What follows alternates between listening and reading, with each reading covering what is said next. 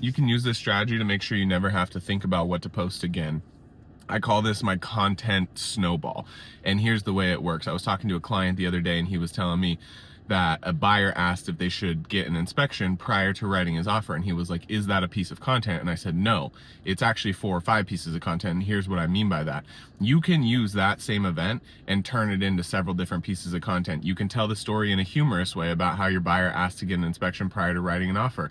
You can tell the story in an educational way about how your buyer asked to get an inspection before an offer. You can flip that and tell the story from the seller side of why you advise your sellers either to or to not get an inspection prior to listing and provide it to the buyer so that they can make their offer.